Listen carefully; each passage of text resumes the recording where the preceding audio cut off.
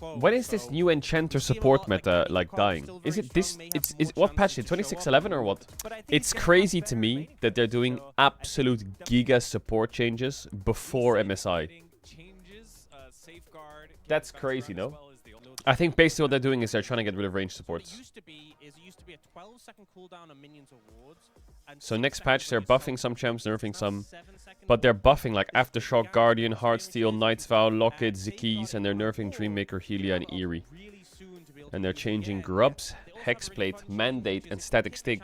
Wait, what the fuck are they doing to Grubs? Is there like a thing that I can see this better? They buffed the Doran's helmet and bow? Lol. Lol. Lol. Oh yeah, this is the patch. Yeah, they nerfed the Gluttonous Greaves. Okay, let's have a look. What is it? Bonus pushing buff timer increased from 3 minutes 30 to 5 minutes. Means changes. Bonus pushing buff timer. This wording feels strange. Bonus pushing buff timer increased from 3:30 to 5 minutes. Is this to do with like being ahead or something? Oh, it's because of this. It's because of this. It's because of this clip, actually. I remember watching this clip. This clip's kind of funny. So this is Dyrus. Dude, I've been complaining about this shit for the longest It's 3 minutes in the game. time. Like, one time I was in a scrim against SKT, right? And, like, the lane was even. We both killed each other. This exact same situation. This is a very good thing to just so chat can visualize this change. How unfair is this? You're both running back to lane after both killing each other. The wave's completely even. But when one top laner gets the top... How does this happen? Because his minions maybe are a little bit stronger or something. Because his team is slightly ahead, your minions get slightly stronger. This is the wave state when you get back. They killed one minion! Like, dude, I've been complaining about this shit for the longest. Well, they're 1k up in 3 minutes. Almost 1... They're like 700 gold up in 3 minutes. Team's winning. So I think basically what this is saying is... The minions will now only be buffed and like start pushing from 5 minutes onwards rather than 3 minutes 30. In the early game. So it doesn't happen as super early. Yeah, bro, they're doing a lot of changes before MSI. It's because they don't have a preseason anymore, I guess. Mid-season changes are crazy. Holy fucking ballsack, look at this. This came out like 10 minutes ago. Diana passive monster damage is up by 40%. W health bonus ratio is going from 9% to 11%. Now it's going from 18% to 22% on full orb detonation. Okay, these are nice Diana jungle buffs. Passive cooldown on target down by 1 second. That's really nice for Echo. That's like a quality of life. That's really nice for Echo.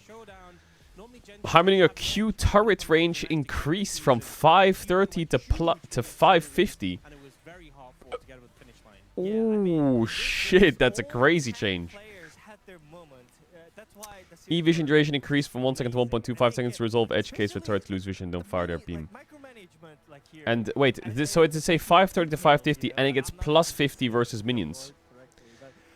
Cassidin Q cooldown is down, his passive damage is also slightly up, and Quinn's monster damage is... Wait, passive monster damage is up by 25 and Q monster damage is up by 50%. So Heimerdinger's turned into a fucking sniper and now Quinn jungle gets buffed. Brand's armor's down by 3, that hurts his lane. Smolder passive, bonus magic damage on Q, passive stack scaling with crit. It's going from 46% to 25 to 55% scaling with crit chance. And his passive... Bonus magic damage on E, 12% of your passive stacks is now 8 to 12% of your passive stacks in crit. So his late game's a bit nerfed, or? Actually, no, his early game's a little bit nerfed. Oh, it's actually a mix. E on hit damage poison scaling. What? Are they nerfing Teemo this hard? His E on hit poison scaling went from 10% bonus AD and 20% bonus AD to 5% bonus AD and 10%. They halved it? They halved AD Teemo or what? In the passive on the E damage? So is it that big of a deal though? Don't you just build fucking Nashers and When they fucking play against each other, it's so hard to read who will Leandries win. and shit. It feels like anyone can Alright, they counter- adjusted AP Zinzao. You know, they make the circle. I'm glad they're there. They helped us out. Appreciate it. We needed to fit another team in there, otherwise it's a Passive square damage. of 15, success. 30, 45, 6% bonus AD. It's now 15, 30, 45%, 6% bonus AD multiplied by your AP ratio or what? So it has been. So, okay, so basically all this is saying is it does more damage, but it heals less. Your damage with AP goes a bit higher. Why is there a guy in chat called Riot Captain Gameplay? No, I just added AP ratio to it. Yeah, sorry, they added an AP ratio to damage and they removed the they reduced healing a bit. It's crazy. So I would say Aftershock is going from 35 flat with 80% of your bonus armor and MR to 45 flat, so it's better early. like it's the best, I think. It's so fun. Wow, there's so many numbers in here. Guardian cooldown Players agrees. is now lower early, All right, get ready for your Oxa. and the amount it shields is lower late, but it scales with bonus HP more.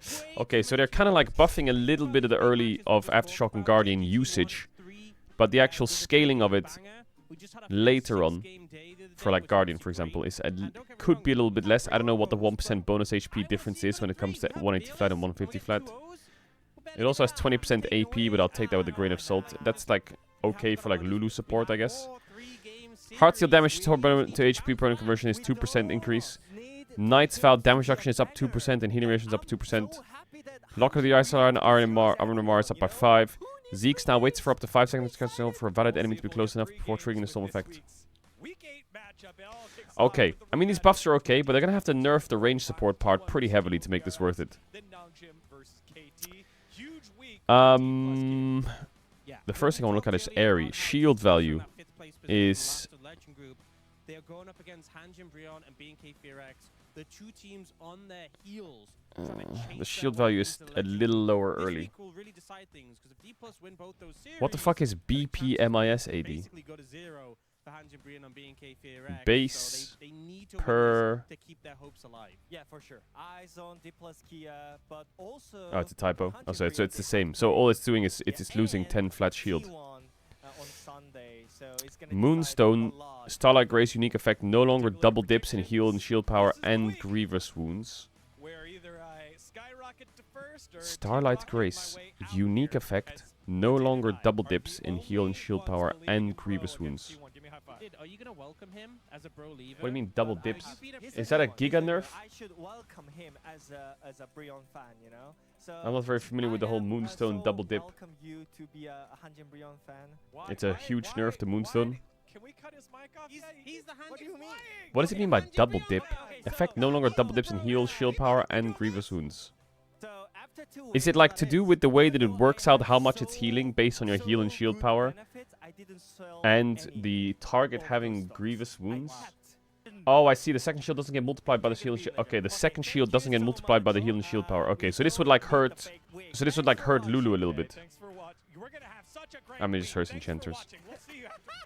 5% damage sword reduced. Dreammaker blue bubble DRs is, but only affects first instance target. Is now down, but only affects the literal first instance target damage, but affects the entire first damage as well. Purple bubble damage. Triggering undamaging ability or attacker ability with AoE reduction for AoE triggers. See Nami E. So it's just nerfed. It's just weaker. It's weaker early and it's weaker late. That's it. But I don't know what this means. So it used to trigger an on-hit, but now it triggers an undamaging attacker ability with AoE reduction for AoE triggers. I don't really understand what that means. Triggering undamaging attacker ability with AoE reduction for AoE triggers. My initial feelings are... Is this enough to take range supports out the game? It definitely helps, right? Like, what is the reason that melee supports struggle in lane? It's because... They get the reason many spots struggle is because they get bullied in lane. They get hard bullied in lane, right? Many sports get blasted in lane. They've got a little bit more early power to fight in lane now. But does that solve the problem of you getting chunked permanently in between your aftershocks? I think there's champions, like for example, Dreammaker, Helia, Moonstone, Aerie. What's one champ that doesn't give a fuck about them? So, isn't Nico just like the biggest winner in the game right now? Isn't Bard just like an insane winner? Are the champions that are like ranged but not enchanters just winning? Like, I think Lux to some degree also, because I think you go Comet on Lux, don't you? Like, Caitlyn Lux is just as oppressive. Maybe Heimerdinger support is now strong with Comet as well. I think this has shifted the range support meta away from enchanters slightly. But I think champions like Elise, Anivia, Nico, all of that stuff will probably still be broken. And if that's the intention Riot has, then fair enough. Hello and welcome to another day of the LCK. It is the beginning of yet another week. Deathfire touchdown deals magic damage. Static Shiv has 5 AD increase. Imperial Mandate rework now builds from Blasting 1 Bandleglass Mirror and 700 gold. Ugh. Blasting 1 Bandleglass. Grants 65 AP, 15 ability haste, 150% mana regen, unique control. Grants immobilizing abilities and additional 15 ability haste. Okay. Unique command. When you immobilize enemy champion, apply 6% vulnerable. Vulnerable means they take increased damage. What the fuck is this? What is this? What is this? Fucking Slay the Spire? Is this not just like a good item for like TF? Grants immobilizing abilities, initial 15 ability haste, and applies vulnerable on CC targets. Would you not just play mid laners with this item that can help CC? Not sure. I'll think about it more later.